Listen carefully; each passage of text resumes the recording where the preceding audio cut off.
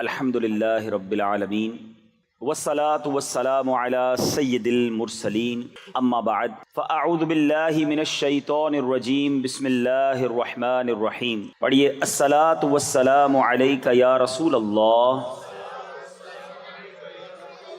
وعلی آلک واصحابک یا حبیب اللہ. الصلاة والسلام علیک یا نبی اللہ وَعَلَىٰ آلِكَ وَأَصْحَابِكَ يَا نور اللہ. نبی کی شان میں ہو جس قدر درود پڑھو، محبوں پاؤ گے جنت میں گھر درود پڑھو. ہزار درد کو یہ ایک دوا کفایت ہے، ہزار درد کو یہ ایک دوا کفایت ہے.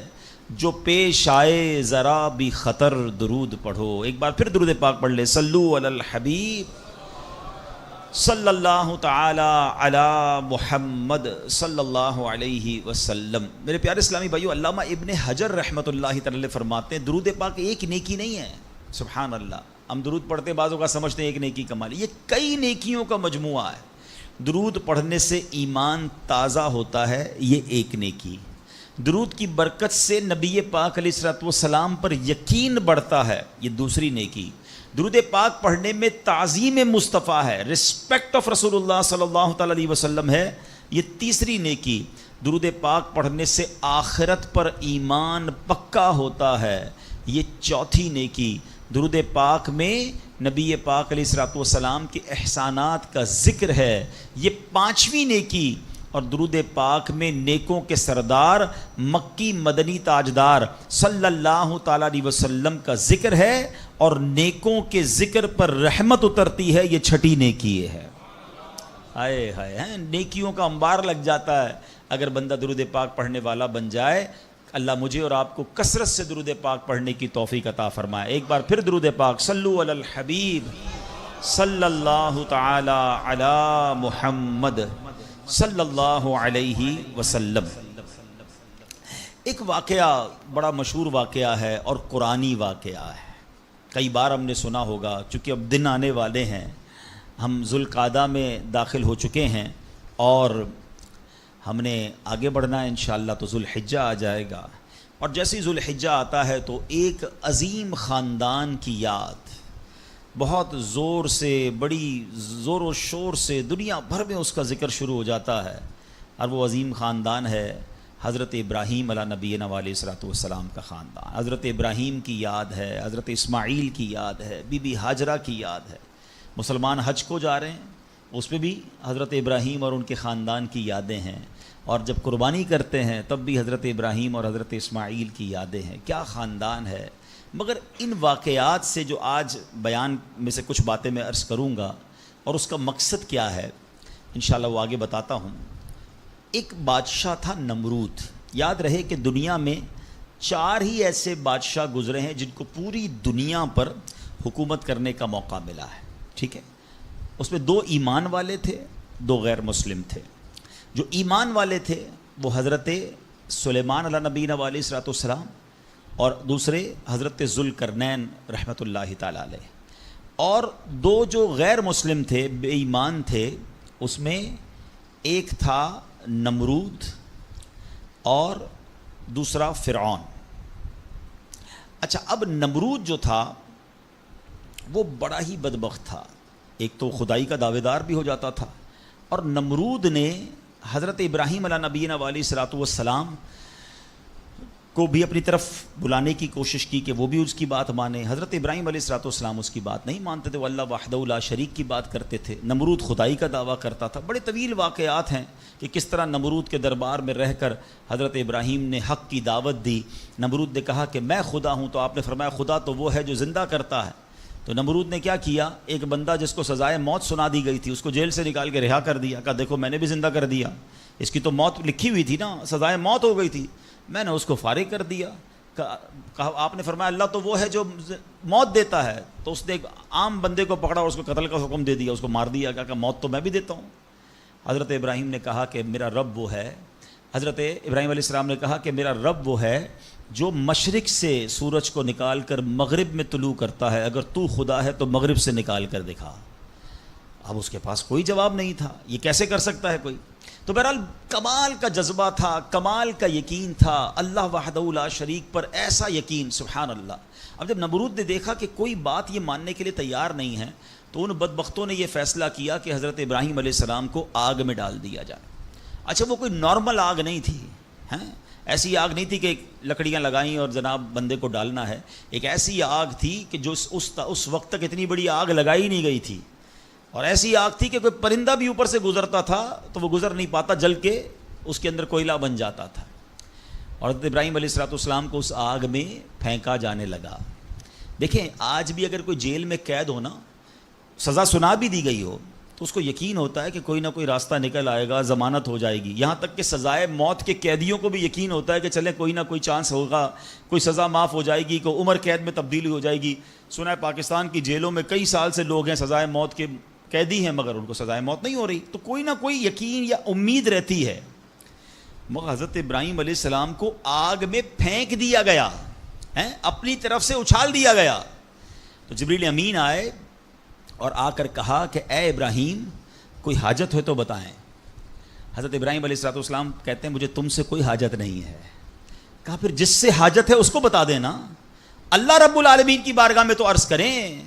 تو آپ نے کہا حسبی من سؤالی علمہ بحالی، اے جبرائیل میں کس حال میں ہوں میرا رب کریم جانتا ہے، اس کا جاننا میرے مانگنے سے بہتر ہے۔ اب یقین کا لیول تو دیکھے نا، اللہ دیکھ رہا ہے نا، اے ابراہیم میرا مانگنا میرے مانگنے سے بہتر یہ کہ وہ جانتا ہے، اس نے دیکھا ہے، اسے معلوم ہے مجھے آگ میں ڈالا جا رہا ہے، اگر وہ راضی تو میں بھی راضی۔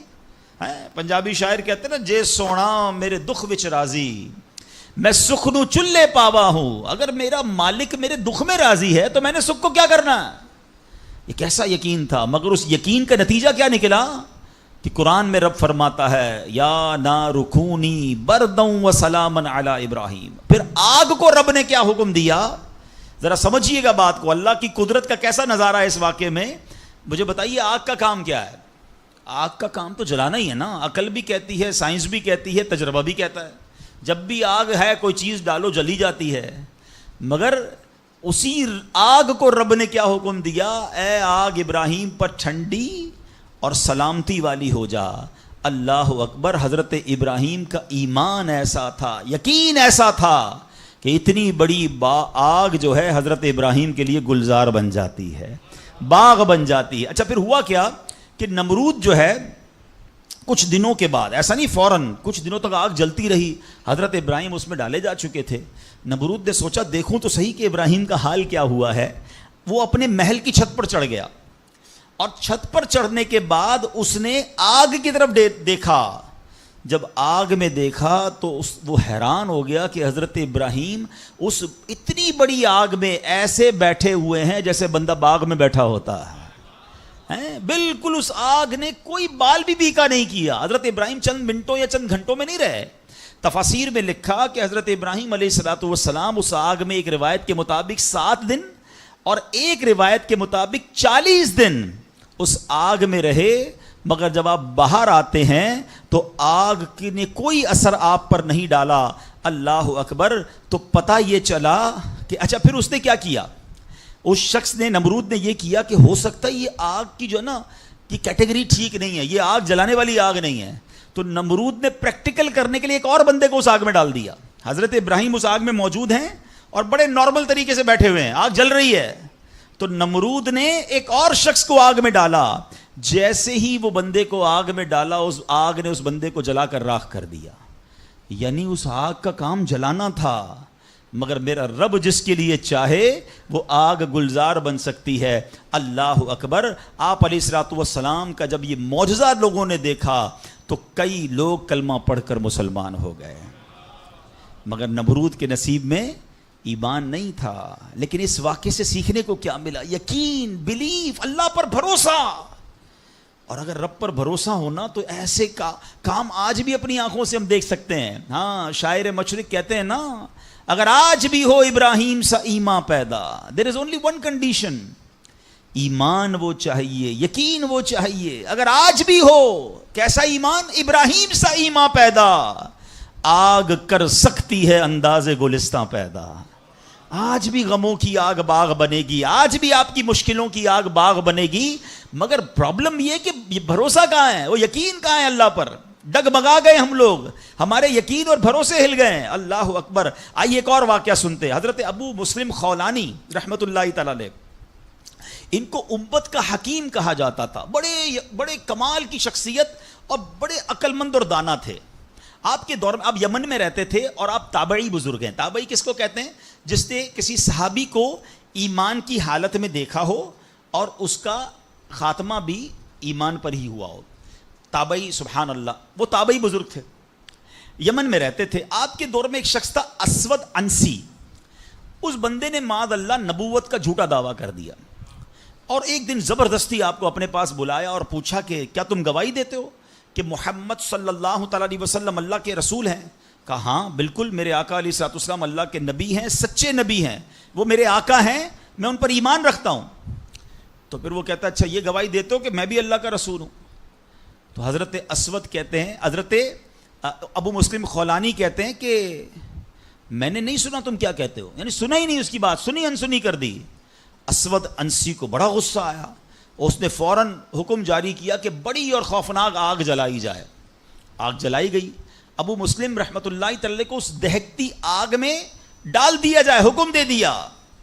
آپ کا ایمان ٹس سے مس نہیں ہوا, آپ کھڑے رہے اور آپ کو اٹھا کر آگ میں ڈال دیا گیا.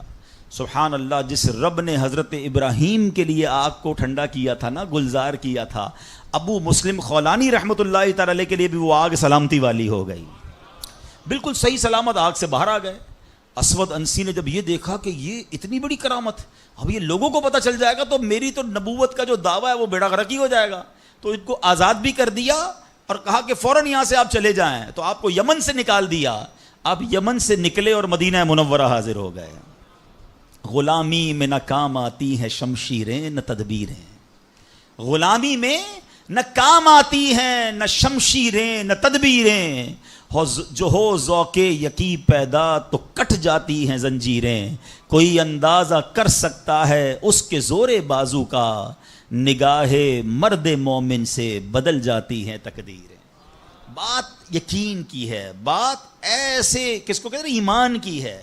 آج تو پرابلم یہ, آج ہمیں کوئی سوال کر دیں ہم ٹینشن میں آ جاتے ہیں کہ واقعی اس بات کی دلیل کیا. اپنے ایمان کے بارے میں لوگ تذبذب کا شکار ہو جاتے ہیں. اللہ ایک ہے, اللہ واقعی موجود ہے, اللہ کہاں ہے, معاذ اللہ, ایسے ایسے سوال لوگ کر دیتے ہیں. اور چونکہ مطالعہ ہوتا نہیں ہے, علماء کی صحبت ہے نہیں.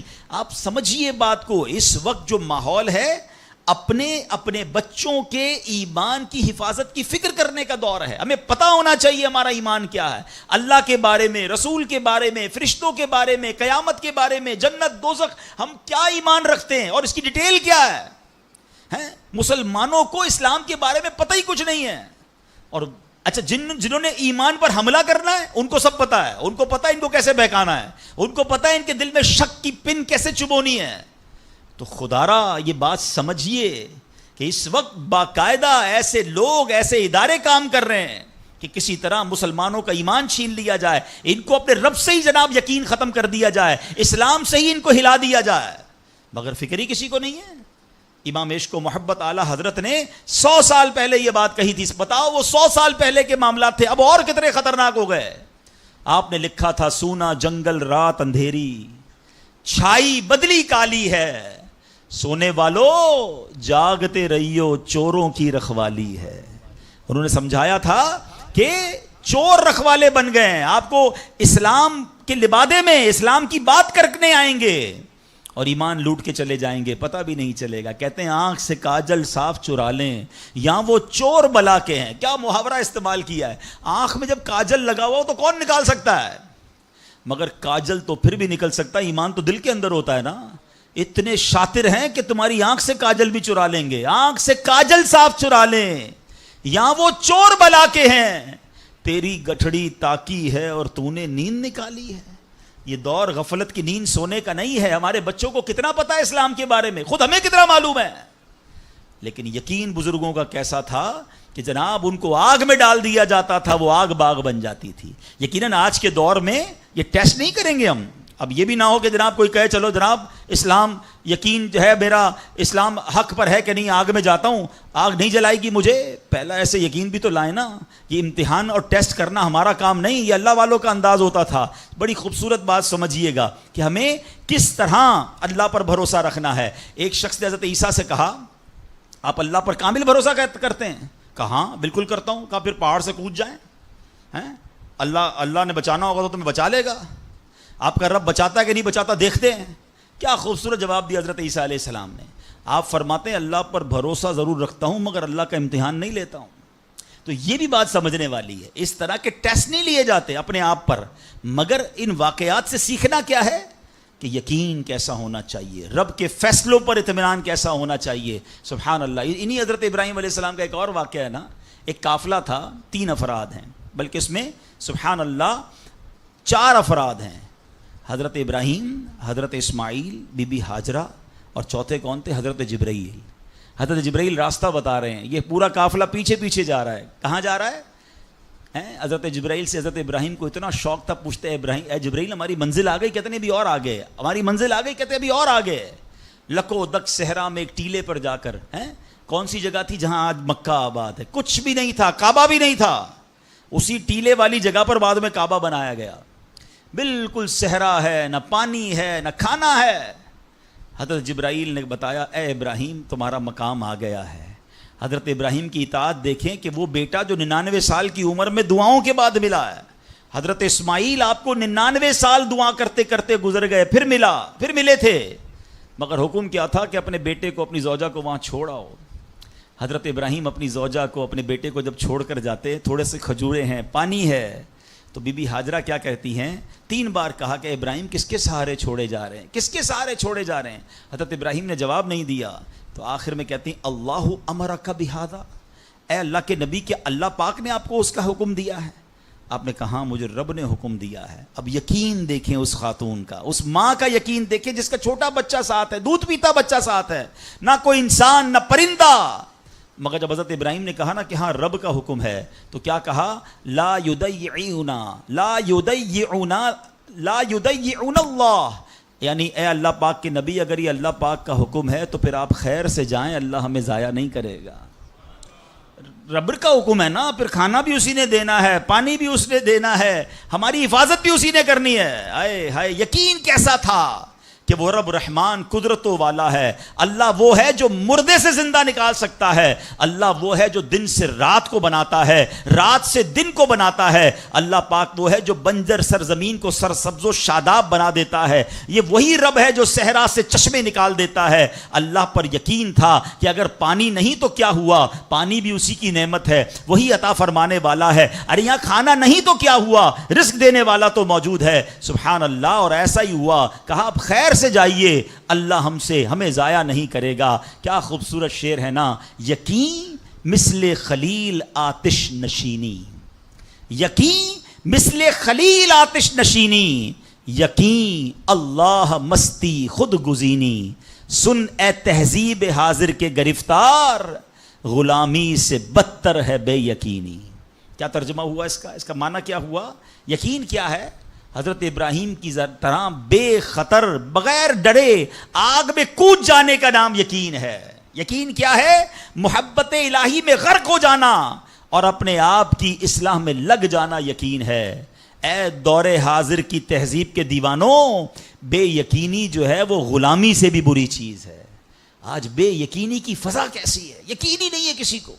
تذبذب, ٹینشن, اللہ پر, دین پر, اپنے دنیا کے معاملات پر یقین ہی نہیں ہے کسی کو. ہر وقت بے فکروں میں گھرا ہوا ہے.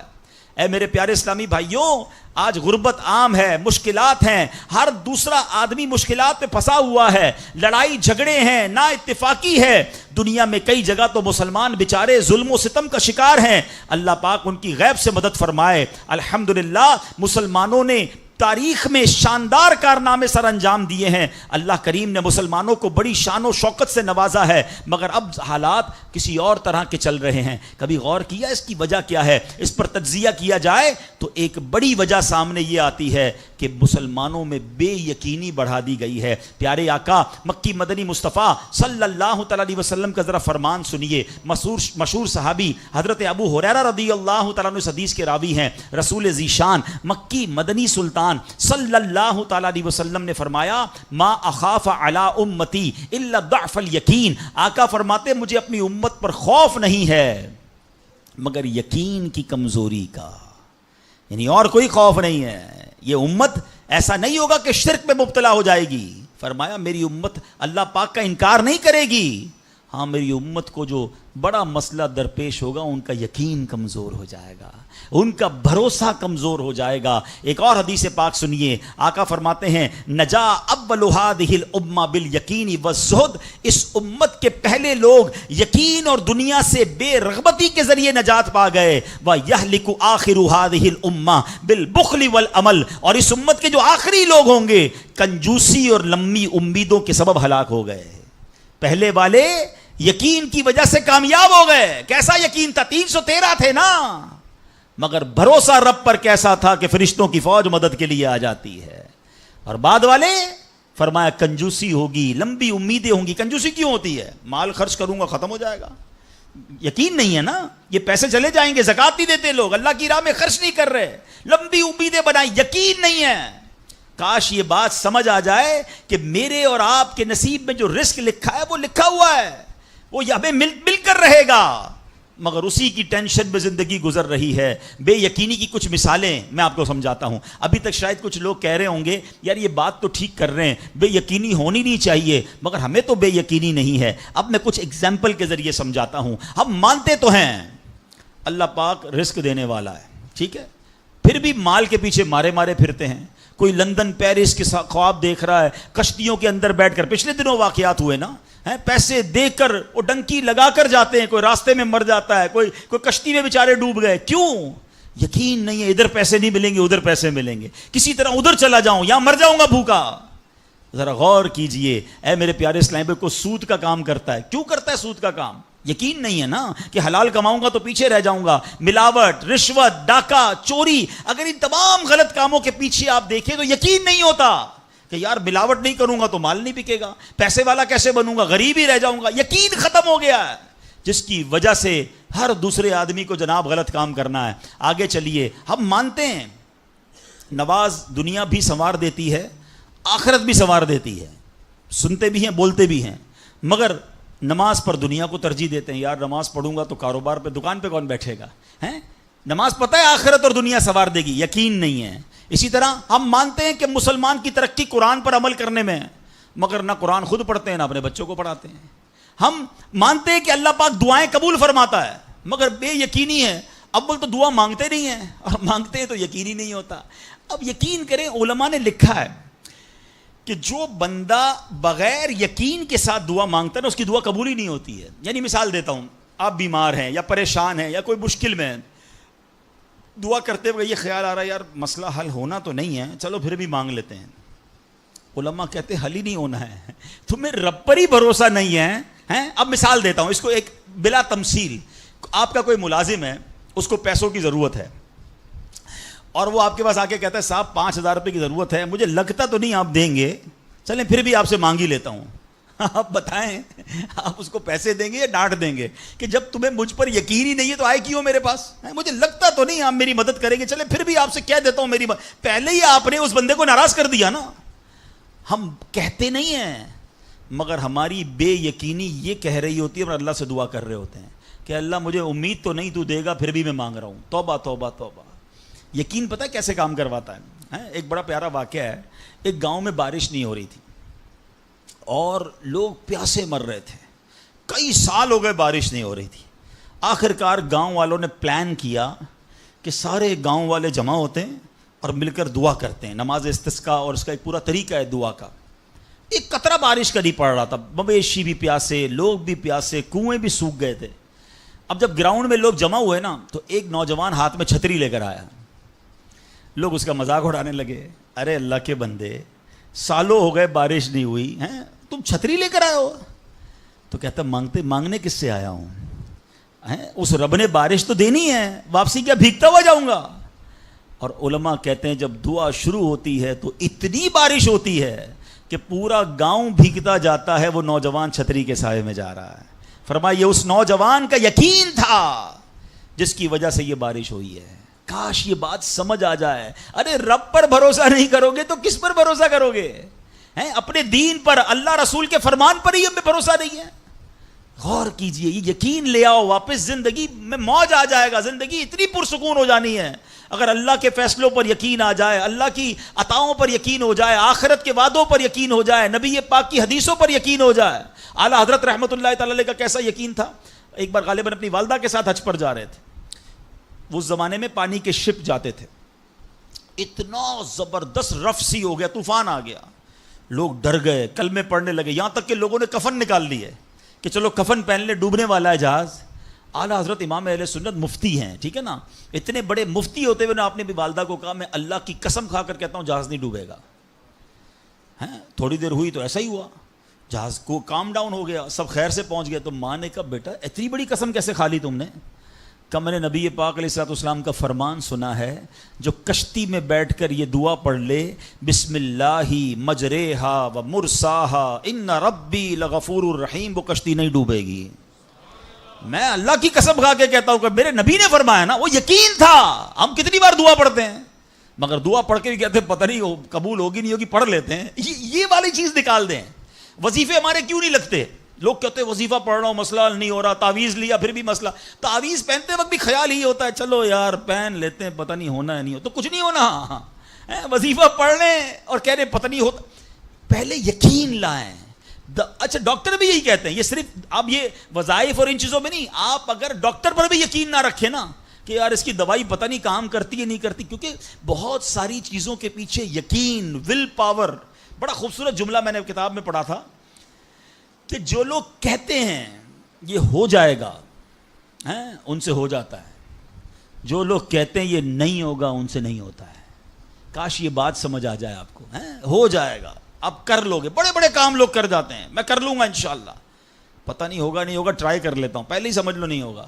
اندر حوصلہ تو لائیں نا، یقین تو لائیں۔ اور سبحان اللہ اگر رب پر ہی بھروسہ نہیں ہوگا تو ہم کدھر جائیں گے؟ اب ذرا سنیے گا، امیر اہل سنت ایک بڑا پیارا واقعہ اپنے رسالے میں لکھا کہ ایک ڈاکوؤں کا گروہ جو تھا ڈکیتی کے لیے ایک جگہ پہنچا، تو وہاں کھجور کے 3 درخت تھے، ایک درخت خشک تھا یعنی اس میں پھل نہیں لگے ہوئے تھے، دوسرا درخت پھلدار تھا۔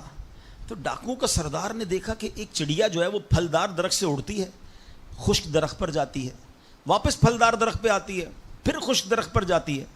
تو اس نے کہا چکر لگائی جا رہی ہے، کوئی ماجرا ہے۔ تو اس نے غور سے دیکھا تو کیا دیکھا کہ وہ چڑیا جو ہے وہ پھلدار درخت سے جو ہے وہ کھجور لیتی ہے، اور جب خشک درخت پر جاتی ہے تو وہاں ایک اندھا سانپ منہ کھولے بیٹھا ہے، وہ چڑیا جا کر اس کے منہ میں کھجور ڈال کے آتی ہے، پھر دوبارہ جاتی ہے کھجور لا کر پھر اس سانپ کے منہ میں ڈالتی ہے۔ وہ جب ڈاکوؤں نے دیکھا تو وہ تو حیران ہو گیا، رونے لگ گیا کہ اے اللہ پاک، یہ وہ جانور ہے سانپ جس کو مارنے کا حکم تیرے پیارے حبیب علیہ الصلوۃ والسلام نے دیا ہے، کیونکہ یہ مسلمانوں کو تکلیف پہنچاتا ہے، مگر تو نے جب اس کی آنکھیں لی تو اس کے رزق کا انتظام کر دیا اور ایک چڑیا کی ڈیوٹی لگا دی کہ وہ جا کر اس کو کھانا پہنچائے، تو میں تو اشرف المخلوقات ہوں، میں تیرے بندوں کو لوٹ رہا ہوں، اے اللہ تو میری توبہ قبول فرما، میں آئندہ ایسا نہیں کروں گا۔ یہ رونے لگا، اب یہ سوچ رہا ہے سبحان اللہ، تو اللہ اکبر، غیب سے آواز آئی کہ اے فلاں میری توبہ کا دروازہ کھلا ہوا ہے۔ ڈاکو کہتا ہے یا اللہ میں نے توبہ کی، پھر غیب سے آواز آئی ہم نے تیری توبہ قبول کر لی۔ اچھا جب اس نے توبہ کی تو اس کے سارے ساتھی سن رہے تھے کہ سردار آپ نے توبہ کی، ہم نے بھی توبہ کی۔ کہا سوچو تو صحیح، ہم ڈکیتی کر رہے ہیں، ہم چوری کر رہے ہیں، رب جب اس اندھے سانپ کو روزی دے گا تو ہمیں کیوں نہیں دے گا؟ ہم اللہ کی قدرت پر یقین کیوں نہ رکھیں؟ سب نے توبہ کر لی۔ اب جب توبہ کر لی تو انہوں نے کہا کہ اب ایسا کرتے ہیں کہ حج کو چلتے ہیں۔ سارا قافلہ بنا کر ڈاکوؤں کا قافلہ توبہ کر کے چلا حج کرنے کو۔ جب مکہ پاک کے قریب پہنچے نا تو وہاں ایک نابینا بڑھیا تھی، وہ ہر قافلے والے سے اس ڈاکوؤں کے سردار کا نام لے کے پوچھتی تھی۔ وہ بندہ آیا وہ بندہ آیا تو ڈاکوؤں کا جب قافلہ ہے تو کہا میں ہی تو وہ ہوں. تو کہا یہ میرے کپڑے تمہارے لیے ہیں. بولا آپ مجھے کپڑے کیوں دے رہی ہیں؟ کہا میرا ایک بیٹا تھا اور وہ بیٹا جو ہے اس کے کچھ دن پہلے, بڑا نیک بیٹا تھا میرا, کچھ دن پہلے اس بیٹے کا انتقال ہوا ہے, یہ اسی کے کپڑے ہیں. 3 دن سے مسلسل نبی پاک علیہ الصلوۃ والسلام میرے خواب میں تشریف لا رہے ہیں اور فرما رہے ہیں کہ اس نام کا بندہ آئے گا, اس کو یہ کپڑے دے دینا.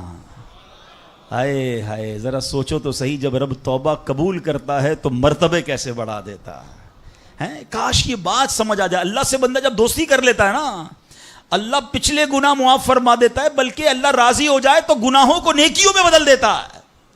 مگر کیسے اس ڈاکو کو توبہ نصیب ہوئی؟ یقین. کاش حرام کمانے والا, سود کا کام کرنے والا, کاش رشوت لینے والا, ڈاکہ ڈالنے والا, چوری کرنے والا یہ سوچے کہ میں کیوں کر رہا ہوں, ملاوٹ کرنے والا سوچے. اللہ پر بھروسہ تو رکھو یار, رب نے میرا نصیب لکھا ہوا, جو میرے نصیب میں مجھے مل کر رہے گا. کاش یہ بات سمجھ آ جائے. صدیق اکبر رضی اللہ تعالیٰ عنہ مسلمانوں کے پہلے خلیفہ, جب آپ نے یہ آیت پڑھی نا قرآن پاک میں, اللہ ارشاد فرماتا ہے وما من دابۃ فی الارض الا علی اللہ رزقها. اللہ فرماتا ہے اور زمین پر چلنے والا کوئی جاندار ایسا نہیں جس کا رزق اللہ کے ذمہ کرم پر نہ ہو. آپ فرماتے کہ جب سے میں نے یہ آیت پڑھ لی, خدا کی قسم میں نے روزی کی فکر کرنا چھوڑ دی ہے. کہ جب اللہ نے ہر کسی کا رزق اپنے ذمے پہ لے لیا تو مجھے کس بات کی ٹینشن ہے. کاش ہمیں یہ بات سمجھ آ جائے کہ ہمیں اب ذرا غور کریں. ابھی یہ اجتماع ختم ہوگا, اگر میں آپ سب کو کہوں کہ بتائیں آپ کے لیے کیا دعا کروانی ہے, تو تقریباً 70-80% لوگوں نے پتہ کیا کہنا ہے, حضور روزی میں برکت کی دعا کر دیں, کاروبار میں برکت کی دعا کر دیں, نوکری نہیں لگ رہی اس کی دعا کر دیں. میں نہیں کہتا یہ دعا نہیں کرنی چاہیے, اللہ سے نہیں مانگیں گے تو کس سے مانگیں گے, لیکن کوئی تو کہے کہ میری ایمان پر موت کے لیے دعا کر دیں, میری قبر جنت کا باغ بن جائے اس کے لیے دعا کر دیں, میں آخرت میں جاؤں تو اللہ مجھ سے راضی ہو جائے اس کے لیے دعا کر دیں. فرق دیکھیں, میری اور آپ کی ٹینشن کیا ہے؟ دنیا, روزی, مال, حالانکہ اس کا وعدہ ہے, دانے دانے پر لکھا ہے کھانے والے کا نام, مجھے مل کر رہے گا. مگر اللہ نے مغفرت کا وعدہ نہیں کیا ہے. اس کی دعا کہاں ہے؟ اس کی ٹینشن کیوں نہیں ہے؟ ایسے کئی لوگ مجھے بھی ملے, آپ کو بھی ملے ہوں گے, یار رات کو نیند نہیں آ رہی, کیوں؟ بس یار کاروبار کی ٹینشن بہت ہے. کبھی زندگی میں ایک رات میری اور آپ کی ایسی گزری کہ اس ٹینشن میں نیند نہ آئی ہو کہ قبر میں جاؤں گا تو قبر جنت کا باغ بنے گی یا دوزخ کا گھڑا بنے گی, کلمے والی موت ملے گی کہ نہیں, جنت میں جاؤں گا یا دوزخ میں جاؤں گا, میزان عمل پر جب اعمال تولے جائیں گے گناہ کا پلڑا بھاری ہوگا یا نیکیوں کا پلڑا بھاری ہوگا. یار آج جون جولائی کی گرمی, ہیٹ اسٹروک کی باتیں ہو رہی ہیں, 50 ڈگری میں حال برا ہو گیا. سورج 1 میل پر جب ہوگا اور لوگوں کی پیاس زبان سے باہر زبانیں آئیں گی, مجھے جام کوثر نہ ملا تو میرا کیا بنے گا. کبھی اس کی ٹینشن, اس کا وعدہ نہیں ہے. یہ اللہ سے دعا کرنی ہے, اس کے لیے کوشش کرنی ہے. ساری زندگی ایک ہی ٹینشن, چھوٹا گھر ہے تو بڑا کرنا ہے, کاروبار کو وسیع کرنا ہے, اور آمدنی. اور میں نہیں کہتا دعا نہ کریں, کوشش نہ کریں, خدا نہ خواستہ اس کا کوئی یہ مطلب ڈالے کہ چلو بھائی اب تو اللہ نے اپنے ذمہ کرم پر لے لیا تو اب کوئی کام کاج نہیں کرنا. نہیں, دنیا عالم اسباب ہے, اسباب کا کشکول لے کر بارگاہ الہی میں جانا ہے اور توکل والے انداز میں دعا کرنی ہے. تو اپنی رحمت کے سمندر سے ہمارے اسباب کے کشکول میں وہ ہماری روزی عطا فرمائے گا. اسباب اختیار ضرور کرنے, مگر اسی فکر میں زندگی تو برباد نہ کر دینا کہ سارا صبح سے لے کر شام تک ایک ہی ٹینشن.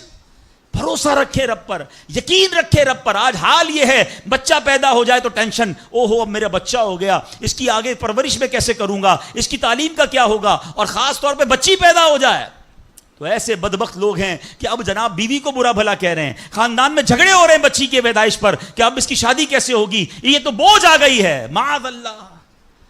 سمجھ نہیں آتی کہ جس رب نے بچی دی ہے انشاءاللہ رزق بھی وہی دے گا, اسباب بھی وہی دے گا. ارے جب اس نے مجھے پالا ہے وہ اس کو بھی پالے گا. کیا خوبصورت بات علماء نے لکھی, جو رب ہاتھی کو من اور چونٹی کو کن دے سکتا ہے وہ مجھے بھی میرا رزق عطا فرمائے گا. آپ ذرا سوچے تو صحیح, کس کس کو رزق دیتا ہے. حدیث پاک کا مضمون ہے تم اللہ پر بھروسہ کرو, جیسا بھروسہ کرنے کا حق ہے وہ تمہیں ایسے روزی دے گا جیسے پرندوں کو روزی دیتا ہے. پرندوں کو سمجھتے کتنی کیسے روزی ملتی ہے, کبھی گھونسلے دیکھیں پرندوں کے؟ اچھا پہلے تو یہی نہیں پتا کراچی والوں کو تو پرندے دیکھنے کو نہیں ملتے. ہم نے درخت کاٹ کے پورا شہری کنکریٹ کا جنگل بنا دیا. ورنہ یہ پوچھے بزرگوں سے, ہم بھی چھوٹے تھے تتلیاں بھی دکھتی تھیں, صبح مدرسے اسکول جاتے تھے تو کوئل کی آواز بھی آتی تھی. اب تو کراچی والوں کے ہارن کی آواز آتی ہے ہم کو. اب تو یہ پرندے بھی چلے گئے. کہاں چلے گئے؟ ہم نے درخت کاٹے, ہمیں نظر ہی نہیں کہ درخت ہے کیا. آج گاڑی پارک کرنے کے لیے ہر بندہ درخت کا سایہ ڈھونڈ رہا ہے مگر درخت لگاتا نہیں ہے. کاش یہ بات سمجھ آ جائے کہ جتنے درخت لگتے جائیں گے شہر یا ملک خوشگوار بھی ہوگا, موسم بھی کول ڈاؤن ہو جائے گا. یہ جو آج ہم کہتے ہیں نا اتنی گرمی بڑھتی جا رہی ہے, اس کی ایک بڑی وجہ یہ ہے, یہ میرا موضوع نہیں ہے, لیکن جو موسم کا تغیرات, کلائمیٹ ڈس آرڈر ہے. کاش یہ بات سمجھ آئے کہ پلانٹیشن نہیں ہم کر رہے, ہم پودے نہیں لگاتے بلکہ پودے کاٹ دیتے ہیں. کتنے درخت کاٹے, کتنے جنگل ختم کر دیے ہم نے. الحمدللہ دعوت اسلامی کا شعبہ FGRF, اب پلانٹیشن ہم کرتے چلے جا رہے ہیں. 30 لاکھ پودے لگائے مگر یہ تھوڑے ہیں.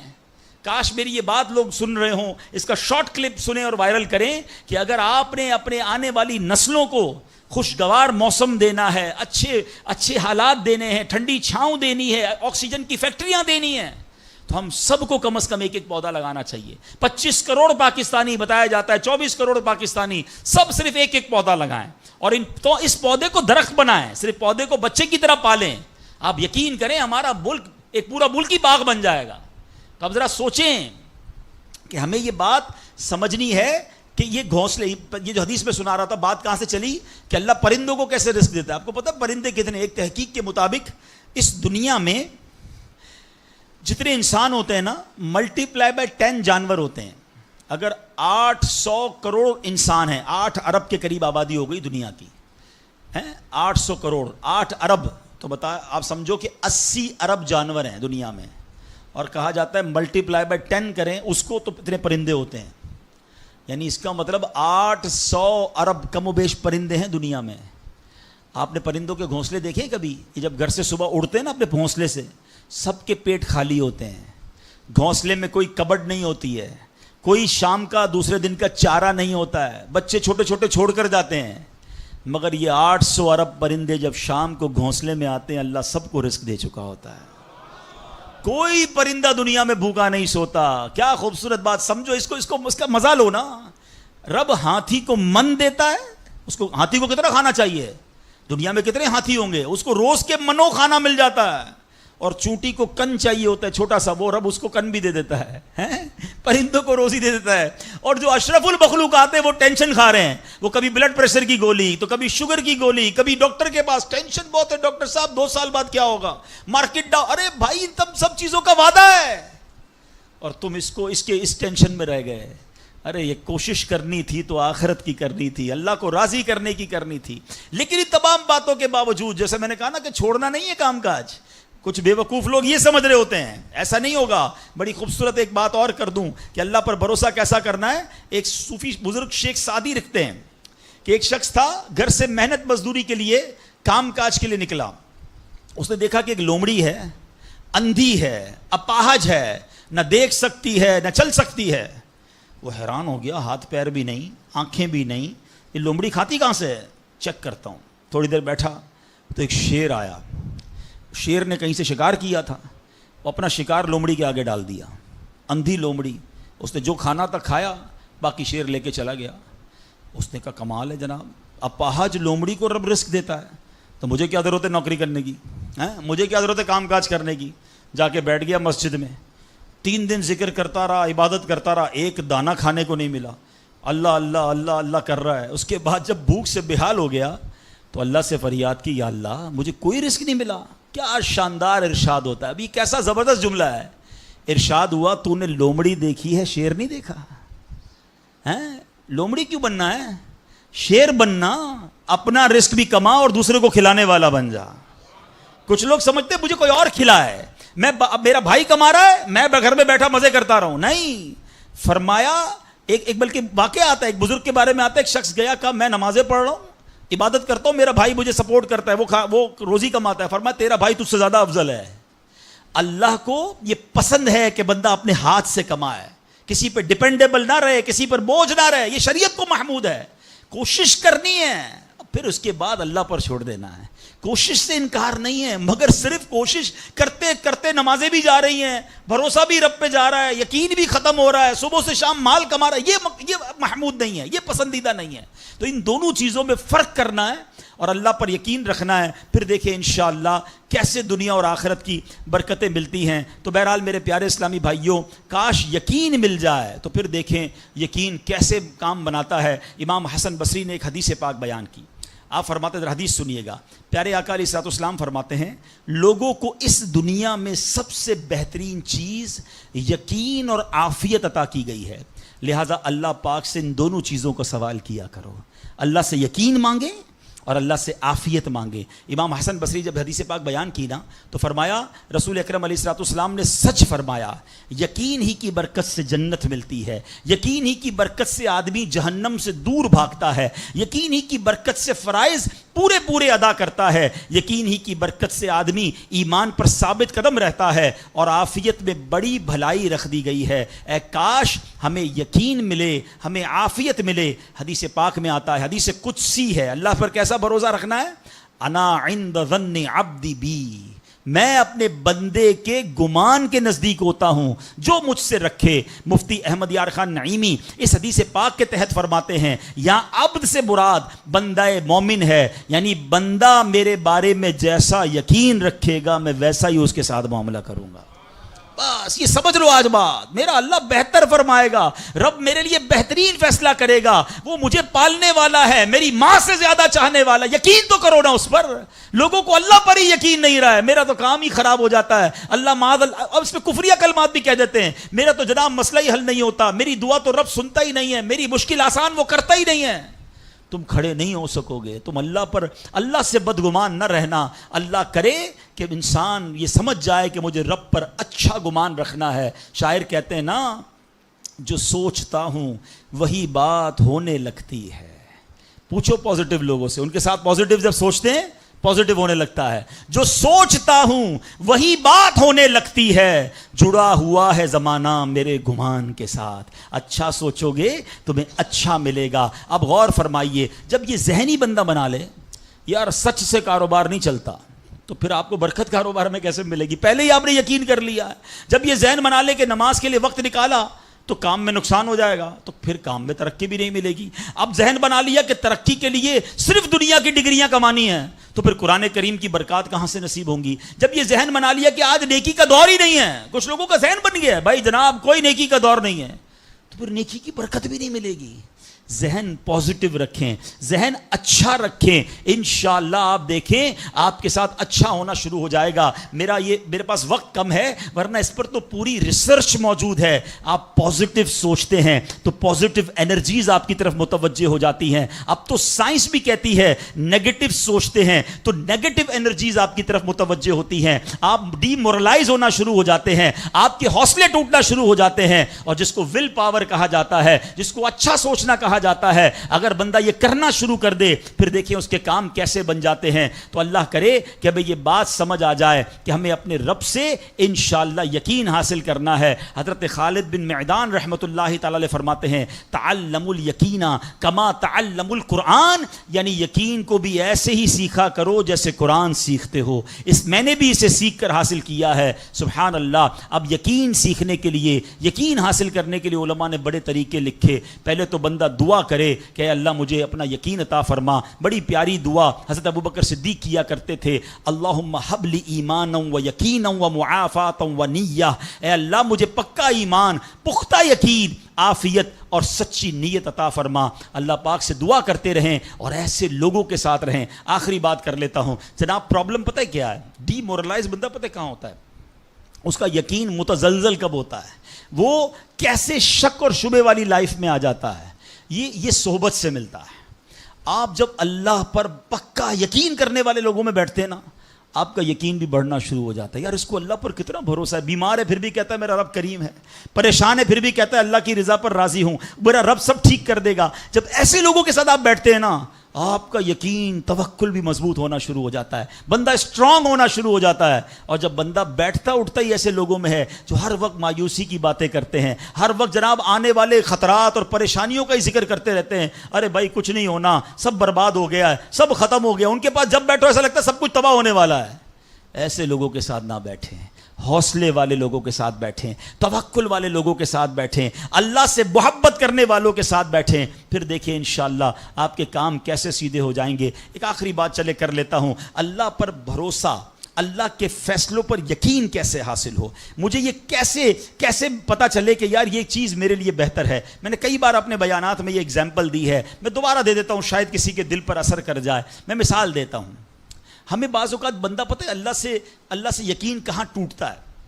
جب بندہ دعائیں مانگتا ہے، التجائیں کرتا ہے، بڑی رو کر التجا کرتا ہے، مصیبت میں ہوتا ہے، اس کو کوئی چیز چاہیے ہوتی ہے اور اس کو نہیں ملتی ہے، تو بندہ کہتا ہے رب تو میری سنتا ہی نہیں ہے، اتنی دعائیں کی، مسجد میں جا کے کی، مکے مدینے میں جا کے کی، فلاں بزرگ سے بھی دعا کرے، نہیں ہو رہا میرا کام۔ جب بندے کا کام نہیں ہوتا نا تو اس کو لگتا ہے کہ یار میں اللہ پر کیسے بھروسہ کروں؟ یہاں جا کر شیطان حملہ کرتا ہے۔ اب آئیے اس وسوسے کو کیسے ختم کریں۔ آپ میں سے کئی ایسے مجھے نظر آ رہے ہیں جو والد ہوں گے یا بڑے بھائی ہوں گے، آپ کا کوئی چھوٹا بیٹا یا چھوٹا بھائی ہو اور بیمار ہو جائے، اس کو بخار ہو جائے، گلا خراب ہو جائے اور وہ رونے لگے، آج کل ویسے بھی سیزن ہے کہ ابو میں نے آئس کریم کھانی ہے، میں نے ٹھنڈا شربت پینا ہے۔ اچھا بتائیے، آپ اسے ٹھنڈا شربت پلائیں گے؟ وہ رو رہا ہے آپ کے سامنے، آئس کریم کھلائیں گے اسے؟ جواب دیجئے، نہیں، وہ رونے دیں گے آپ اس کو۔ آپ کا ایک دوست برابر میں بیٹھا ہو اور کوئی کہے یار کیسے ظالم ابو ہیں، بچہ رو رہا ہے، دے دینا اسے آئس کریم، تو آپ ایک جواب دیتے ہیں، میں والد ہوں، مجھے پتا ہے اس کو کب کیا دینا ہے۔ ایسا ہی ہے نا؟ اب ذرا دل پر ہاتھ رکھ کے میرا جملہ سننا، تم والد ہو، تمہیں پتا ہے بیٹے کو کب کیا دینا ہے، میرے مالک کو نہیں پتا مجھے کب کیا دینا ہے۔ میں رو رہا ہوں، میں گڑ گڑا رہا ہوں، میں تڑپ رہا ہوں، وہ نہیں دے رہا، ارے یہی بہتر تھا۔ ہو سکتا ہے کہ میں جو مانگ رہا ہوں مجھے مل جاتا تو وہ میرے لیے اور برا ہوتا۔ علماء کہتے ہیں کسی کا امیر ہونا اس کے لیے اچھا ہے، کیونکہ وہ غریب ہوگا تو وہ ایمان سے متزلزل ہو جائے گا۔ کسی کا غریب ہونا اس کے لیے اچھا ہے، کیونکہ اگر اسے مال دے دیا جائے گا تو اس کا ایمان چلا جائے گا، وہ غلط کاموں میں پڑ جائے گا۔ کسی کو اولاد دینا اس کے لیے اچھا ہے اور کسی کو بے اولاد رکھنا اس کے لیے اچھا ہے۔ ہو سکتا ہے بیٹا ایسا ہونے والا ہو جو بڑا ہو کے باپ کو ہی مار کے گھر سے نکال دے۔ کیا ہم نے نہیں دیکھے ایسے واقعات؟ ایسی اولاد نہیں دیکھی جو ماں باپ کو قتل کر دیتی ہے؟ لوگ کہتے ہیں اس سے بہتر تو بچہ ہی نہ ہوتا۔ ارے رب بہتر جانتا ہے مجھے کیوں بیٹا نہیں مل رہا، مجھے کیوں بیٹی نہیں مل رہی، مجھے کیوں اولاد نہیں ہو رہی، مجھے کیوں مال نہیں مل رہا، میں اب تک گھر کیوں نہیں لے سکا۔ ہو سکتا ہے میرے رب نے اس کے بدلے میرے لیے بہت ساری نعمتیں رکھی ہوں۔ کاش یہ بات سمجھ آ جائے۔ مجھے ایک بات بتاؤ نا، میری ماں، آپ کی ماں، دنیا میں سب سے زیادہ ہم سے پیار کون کرتا ہے؟ ہماری ماں کرتی ہے۔ کبھی ماں ہمارے لیے غلط فیصلہ کر سکتی ہے؟ نہیں کر سکتی۔ ارے جو ماں میرا اچھا سوچتی ہے، اس ماں کے دل میں جس نے ممتا ڈالی ہے، جو کروڑوں ماؤں سے زیادہ مجھے چاہنے والا ہے، وہ میرے بارے میں کیوں نہ اچھا فیصلہ فرمائے گا۔ کاش یہ یقین آ جائے کہ جو رب نے کیا ہے وہی بہتر کیا ہے۔ سبحان اللہ۔ زندگی کا ایک اصول بنا لو، میرا کام، جب آپ کا کام ہو جائے نا تب بھی کہو اللہ کا شکر ہے، اور جب کام نہ ہو کہو جب بھی اللہ کا شکر ہے۔ میرے لیے یہی بہتر ہوگا۔